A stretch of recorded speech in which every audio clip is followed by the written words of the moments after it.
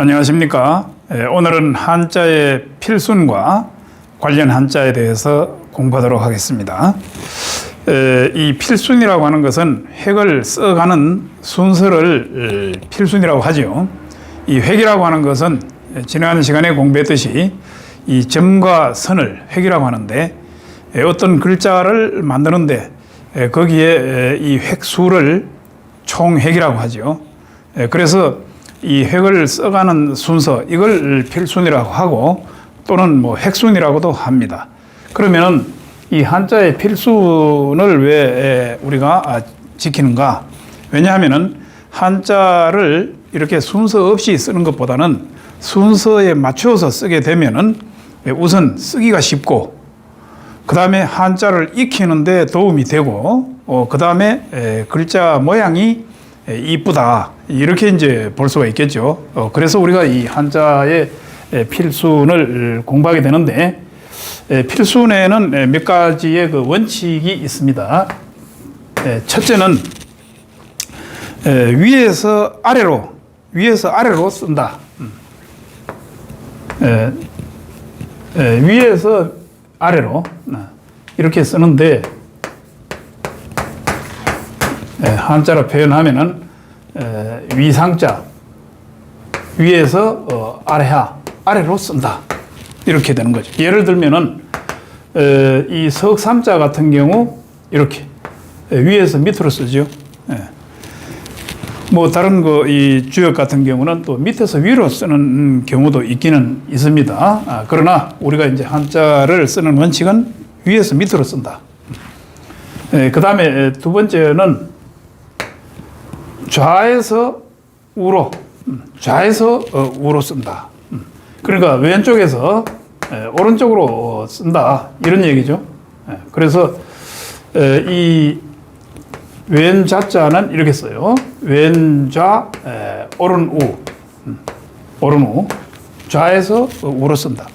예를 들면은 내천자 같은 경우에 왼쪽에서 오른쪽으로 이렇게 쓴다. 이게 내천자잖아요. 왼쪽에서 오른쪽으로 나가면서 쓴다.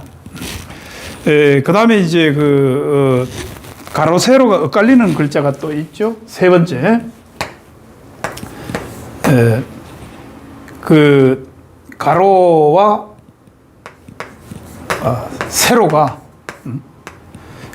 세로가 이제 엇갈릴 경우, 엇갈릴 경우는 가로획을 먼저 쓴다. 가로획을 이걸 먼저 쓴다. 먼저 쓴다. 예를 들면은 열십자 같은 경우에 이 가로획을 먼저 쓰고 그 다음에 이 세로획을 나중에 쓴다, 이렇게 되는 거죠. 1, 2 이런 식으로. 그 다음에 네 번째는 좌우가 이제 같은 모양, 좌우가 같을 경우가 있죠.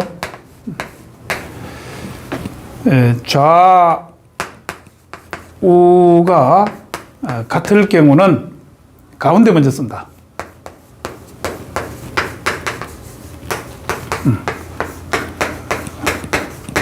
가운데 먼저 쓴다. 예를 들면은 작을 소자 같은 경우 가운데를 먼저 쓰고 그 다음에 왼쪽, 오른쪽 이렇게 점을 찍는다. 가운데를 먼저 쓴다는 거예요. 그 다음에 둘러싼 글자는 이 가장자리부터 쓴다. 둘러싼 글자.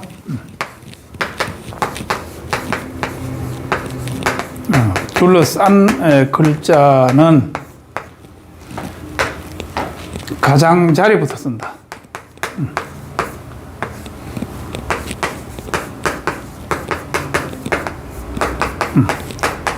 이 가장자리라고 하는 것은 바깥쪽을 얘기해요. 변두리. 그래서 돌 해자 같은 경우에 이 바깥을 먼저 쓰고 그 다음에 이 안을 쓰고 마감을 한다, 이렇게 되는 거죠. 물론 나라국자도 마찬가지죠. 이 안에 혹혹자를 쓰고 그 다음에 마감을 한다. 바깥을 먼저 쓰고 안을 쓴다, 이런 얘기죠. 그 다음에 이제 여섯 번째는 글자를 세로로 꿰뚫거나 가로 꿰뚫는 글자는 나중에 쓴다. 세로나 가로 이 꿰뚫는 글자는 이것을 나중에 한다. 꿰뚫는 글자 요것 나중에 쓴다. 이런 건데 어떤 경우냐 하면은 가운데 중자 꿰뚫는 것을 나중에 한다는 거예요. 그 다음에 뭐 일사자 같은 경우도 마찬가지죠. 갈고리 글자를 나중에 한다. 이렇게. 그 다음에 이제 가로 꿰뚫는 경우도 있죠. 계집 여자 같은 경우 이렇게 나중에 쓴다는 거예요. 이것을. 그 다음에 이제 7번째는 받침의 경우가 있는데 요게 이제 두 가지로 구분이 돼요. 이 우리가 한자를 쓰다 보면은 받침이라고 하는 게 있는데 미완성 받침이 있고 완성 받침이 있어요. 그래서 우선 미완성 받침. 미완성 받침의 경우는 그 받침을 나중에 쓴다는 거예요.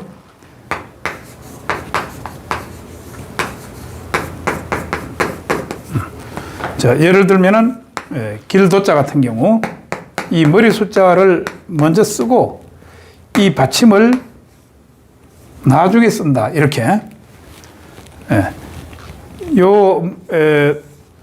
머리 숫자 이 안 부분을 이걸 먼저 쓰고 이 받침 이것을 나중에 쓴다. 이렇게 되는 거죠. 그래서 여기 나중에 쓴다고 이렇게 한 거니까. 그 다음에 이제 받침이 완성 받침이 있어요.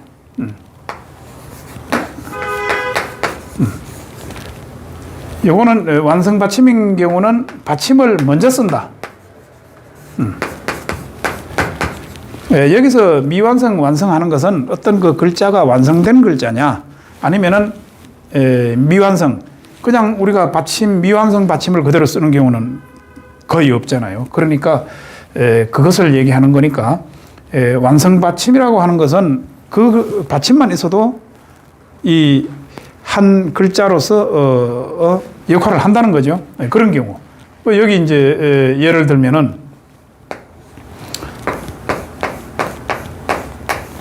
요게 이제 일어날 기자인데 이것만 있어도 달릴 주자인데 달릴 주 이것만 있어도 달릴 주자로서 역할을 하죠.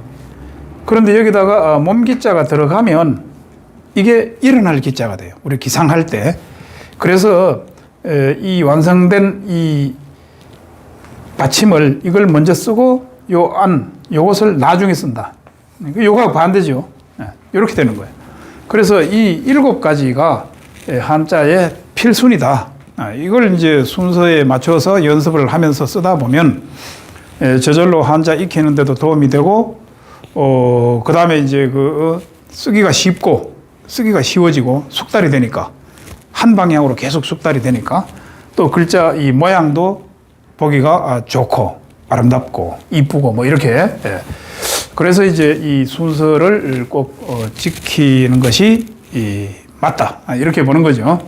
그런데 최근에 이 순서를 따지지 않는 그런 경우도 들어 있기는 있어요. 시험 볼 때 이 순서에 대해서 시험 문제 안 나오는 경우가 있는데 그 이유는 여기 이 어떤 교재는 이 세로획을 먼저 하고 가로획을 나중에 한다. 이렇게 된 교과서도 있기 때문에 이 하나의 시비거리가 되어서 시험 문제 안 나오는 그런 경우가 있습니다. 그러나 기본 원칙은 이렇다는 것을 우리가 꼭 기억해야 되겠죠. 그 다음에 오늘 한자에 필순하게 되면은 여기에 붓필하고 차례순자가 있는데 이 한자에 대해서 공부를 해 보겠습니다. 이 붓필자는 붓 모양을 본뜬 글자예요. 이렇게. 우리가 이제 붓을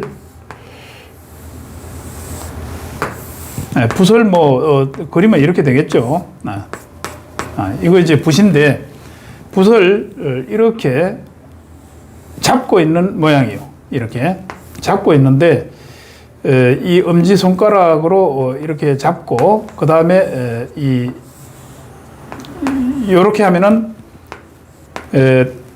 손가락이 4개가 이제 이렇게 나오고, 새끼 손가락은 이렇게 갖다 여기 부축을 해주고, 이런 거죠. 이렇게 이제 이 잡고 있는 모양을 그대로 표현한 것이 부필자다. 그런데 요 위에 있는 요 부분은 대나무예요, 대나무. 대나무 죽자니까 대나무로 이제 붓을 만든단 말이죠. 요즘은 뭐 플라스틱으로도 만듭니다만은 아주 그 옛날에는 대나무로 만들었어요. 그 다음에 이 손이 오른손이란 말이죠. 왼손이 아니에요. 오른손이니까 이 오른손 우자를 이제 이렇게 쓴 거죠. 오른손 우. 그 다음에 여기 손가락이 2개가 앞에서 보여. 이렇게 2개만 보이기 때문에 손가락 2개를 이렇게 표시하고, 그 다음에 붓을 이렇게 잡고 있으니까 이 부분이 위로 올라가 있죠. 그러니까 이 오른손의 윗부분이 올라가도록 해서 여기서부터 이렇게 내려걷는다. 이게 이제 부필자예요. 붓 잡고 있는 모양을 그대로 표현한 것이 부필자인데, 우리가 이 부필자가 들어가는 이 부필자를 뭐 형태소로 하는 그런 단어들이 뭐 엄청 많지요. 그래서 만약에 붓으로 쓰는 법이다. 그럼 필법이 되겠죠. 이게 법법자니까 필법. 그 다음에 이 붓을 집어넣는 통은 필통이 되겠죠. 이 통도 옛날에는 대나무로 만들었으니까 필통이다. 필통 뭐 이렇게 쓰면 되는 거고, 필통, 필법. 그 다음에 이제 뭐 수필이라고 하면은 또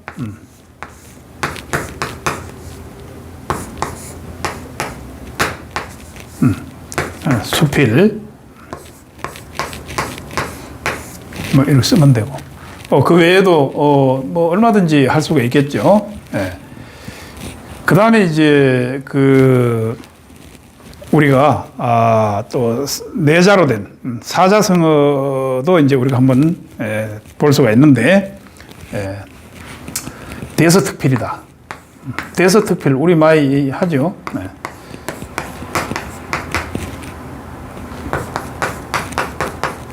이게 특필할 특자니까 글 서자고 대서특필. 이 전부 이게 한자 용어거든요. 그 다음에 이제 문방사우, 뭐 문방사우, 그 다음에 이제 뭐 많이 있죠. 많이 있는데 서수필이라고 하는 서수필.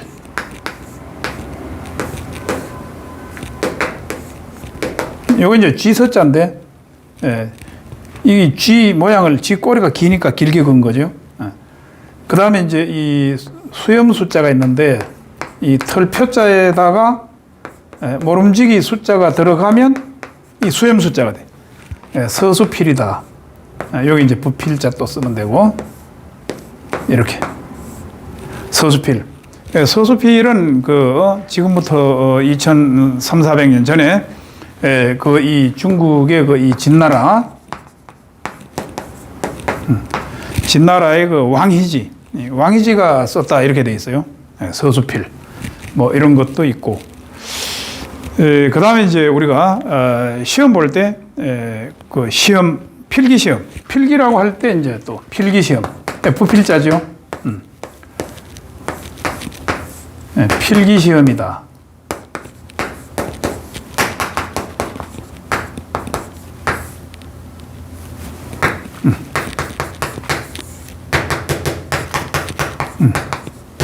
이렇게 하면 이제 필기시험.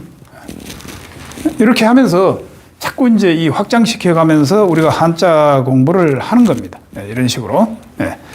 그 다음에 지필, 종이 지자, 부필. 지필 하게 되면 또 연묵이 나와야 되니까 벼루 연자, 먹묵. 종이, 부필, 벼루연, 먹묵, 지필, 연묵 하면은 이게 이제 문방사우란 말이죠. 공부하는 방에 글 공부하는 방에 내 벗이다. 문방사우 이렇게 문방사우 대신에 문방사보라고도 해요. 보배보자. 이 같은 뜻인데 이 네 가지는 지필 연목 이 네 가지는 공부하는 방 또는 뭐 공부하는 사람의 입장에서 보면은 네 가지의 보배라고 볼 수가 있겠죠. 또 네 가지 벗이 될 수도 있고 이래서 계속적으로 이 관련 한자들을 우리가 확장시켜 가면서 공부할 수가 있다. 이렇게 보는 거죠. 그 다음에 이제 두 번째 있는 글자는 차례순자인데, 요 글자는 차례순. 차례순자는 이렇게 그 내천자하고 이 머리혈, 머리혈자가 합쳐진 글자인데, 원래 요 차례순자의 그 부수는 여기 머리혈자예요. 부수는 뜻을 나타내고 이 내천자는 차례순 했을 때 음을 나타내는 거예요. 이렇게 해서 합쳐져서 이제 차례순자가 되는데, 이 글자를 분석을 해보면 이 머리도 물과 같은 역할을 이렇게 그런 의미가 있다는 거예요. 물은 높은 곳에서 낮은 곳으로 이렇게 쭉 흘러내려가죠. 그런데 이 머리혈, 머리도 제일 윗부분에 있어요. 그러니까 물이 만약에 내려간다면 위에서부터 밑으로 이렇게 내려가는데, 우리가 어떤 그 일을 할 때도 머리를 먼저 쓰잖아요. 머리를 먼저 쓰고 그 다음에 이제 이 육신이 움직이는 건데, 그런 의미에서 보면 의미도 양쪽이 거의 같다. 이렇게 해서 이것을 회의문자이다라고 하는 분석도 있습니다. 그래서 내천하고 머리혈 합치면 차례순이 된다. 그 차례대로 물 내려가듯이 하게 되면은 그게 다 어떻게 되나요? 그게 정상적이고 이쁘게 보이죠. 그러니까 이게 이제 순할 순자도 되고, 그 다음에 사랑할 순자도 되고, 그 다음에 차례 순자도 되고, 뭐 이런 거예요. 그래서 이게 또 바라볼 순자도 되고, 눈이라고 하는 뜻도 있어요. 그래서 한 20가지 정도의 뜻을 가지고 있는데, 비교적 그런 좋은 쪽으로 이 순자를 많이 씁니다. 그래서 이제 우리가 순서라고 있잖아요. 순서 지키는 거 싫어하는 사람이 있나요? 그러니까 차례 순자에다가 차례서, 순서 지키면 다 좋아하지 그거 싫어하는 사람이 없잖아요. 그러니까 사랑한다는 뜻도 있고 좋아한다는 뜻도 있고 좋은 쪽으로 많이 사용이 되는 거죠. 이게. 그 다음에 또 이순이라고 있죠. 귀가 순해진다. 나이가 60이 되면은 귀가 순해진다. 몰라서 가만히 있는 거 아니죠. 상대방이 얘기하면 거의 다 압니다. 거의 이해를 하고 하는데도 가만히 있는 거예요, 그냥.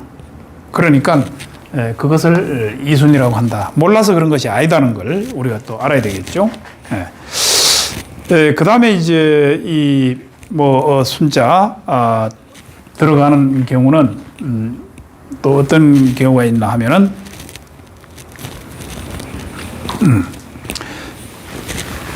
순이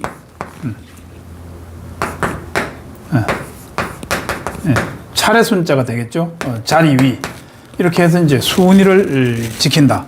뭐라고 할 때도 이제 사용이 되고, 그 다음에 이제 그 명정은 순이라는 말이 있는데, 사자성어에서는 명분을 얘기하죠. 명분이 바르고 그 말이 맞다는 거예요. 은순, 순하다. 명정은순. 명분과 그 말이 제대로 맞다 이 말이거든요. 이게 명정은순이다.